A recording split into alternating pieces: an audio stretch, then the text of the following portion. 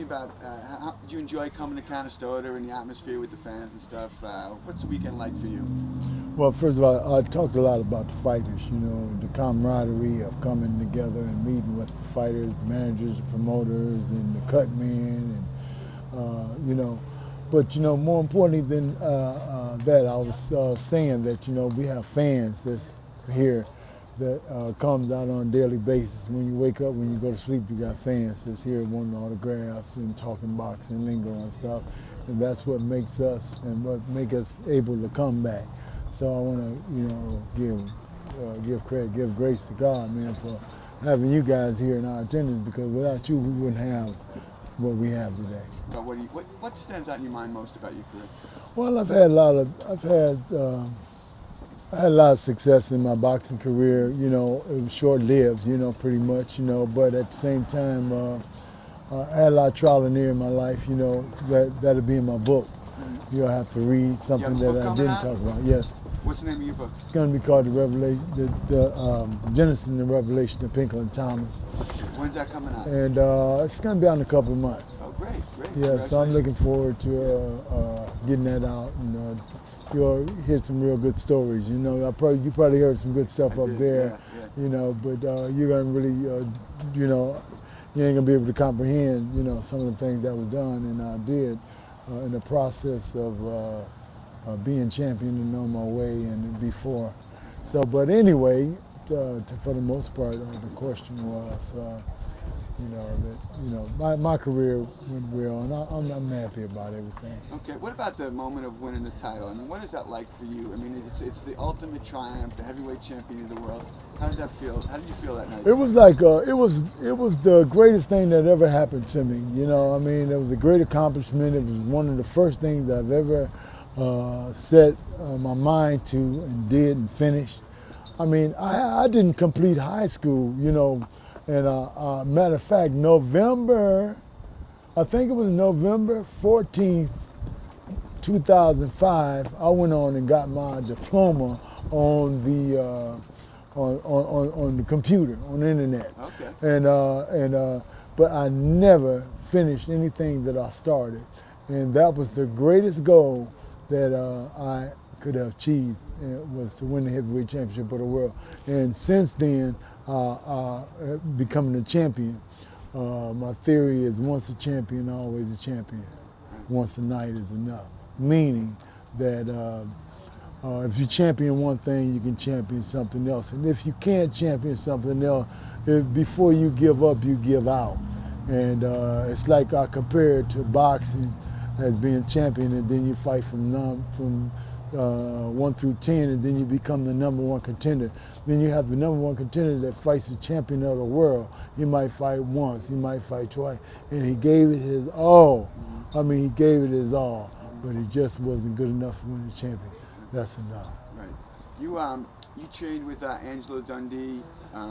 Was the Fifth Street Gym still open at that time? Or? No, when I started with Angelo, the Fifth Street Gym, I think it was closed down. Okay. Yeah. Okay. What did you enjoy about Angelo? He's been around the game so long. What did he do that was good for you and for boxing? Angelo is my everything. He's all right to me. I mean, me and Angelo still talk today.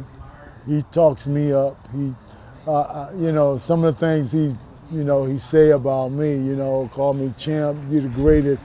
I said, no, Ali's the greatest, you're the greatest. No, you're the greatest, Pink. You got more, you've been through more stuff than Carter got pills. And, he just keep me juiced up, and I love him to death, so he's the greatest. Yeah, Tyson. What was he like first as a fighter? Was he on the path for all-time greatness? No. Well, when I say it like no, I mean like Tyson was sheltered. He was guarded. He had people around him who, kept him under wraps. His rudeness, his shrewdness, his disrespect was never displayed. It was always a cover. That's the bottom line. I'll say it in his face and anybody else. I can remember having a press conference about the fight me and Mike was gonna fight. He had Robin Givens there. He had just hooked up with her, and we was having our press conference and they was talking, and Don King had both our hands up, and I stuck my glove in his face, and I told him when I pulled his left hand jab back, I'm gonna snatch that gold out of your mouth. And he used the F word and told me, F you Pink, like suck mine, you know. And the next day in the media was a story about me and my past history about using drugs in my lifestyle, and Tyson was glamorized. You know, so they let him get away with so much stuff for so long that he just thought that it was built in. You know how it is. And then he eventually it caught up with him, because what happened is that the people that he had around him, who was surrounding and protecting him, either died or either was taken away from him, and he was out there on his own.